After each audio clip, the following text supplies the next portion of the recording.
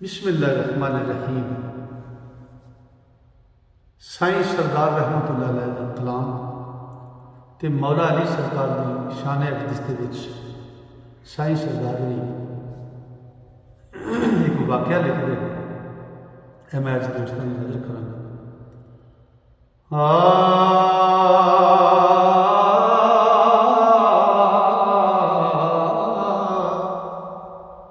हैदर सफदर सरकार दी विच खिदमत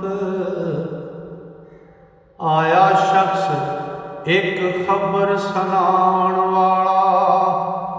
आया एक मुसव्वर है शहर साडे, बेमिसाल तस्वीर बनाण वाला। हैदर सफदर सरकार दी विच खिदमत आया शख्स एक खबर सुनाण वाला। आया एक मुसव्वर है शहर साडे, बेमिसाल तस्वीर बनाण वाला। हैदर पुछया हो खिंचे तस्वीर किस ते, अपने फन दे जोर दिखाण वाला। उस आखिया कागज ते खिंचदा ओ हर नक्श सीने खुब जान वाला। आयो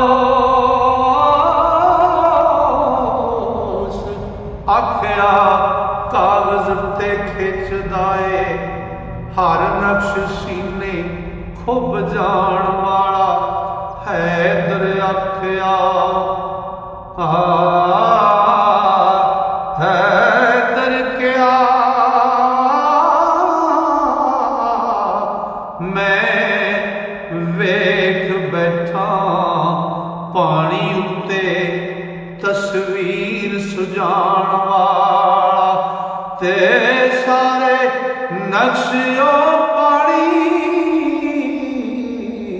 ते छापदा ए, विच अपना आप लुकाण वाला। हैदर आखिया हाँ मुसव्वर मैं वेख बैठा पानी उत्ते तस्वीर सजाण वाला। सारे नक्शिओ पानी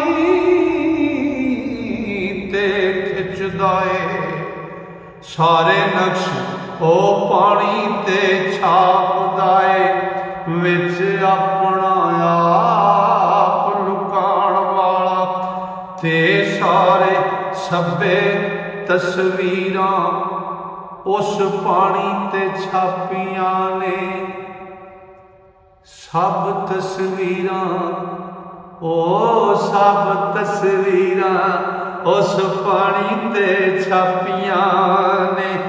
ते मखलूकात दी खेड रचाण वाला। ओ वेख मेरा मुसव्वर ते गौर करी, बुआ खुल जाए राज अरफान वाला।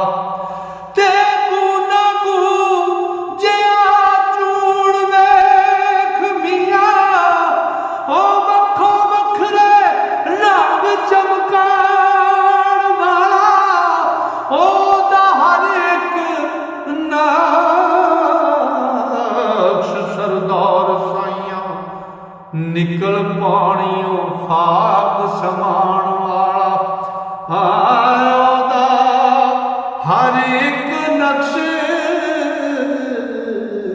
सरदार साइयां निकल पानियों खाक समान वाला। लो जी अज का कलाम मुकम्मल होया। इंशाअल्लाह तुहानू चंगा लगा होगा। मेरे रब ने फजल किया तो सावां ने यारी की। तो इस तो अगला कलाम लैके कल में फिर दोस्तों की खिदमत हाजिर होवांगा। तब तक वास्ते अल्लाह सोने दे वाले रब सोना तुहानू मेरे सारे मुहब्बत नाल सुनने वाले श्रोतियां अपने फजल नाल, अपनी रहमत नाल ते अपनियां वड्डियां मेहरां नाल रखे। अस्सलाम।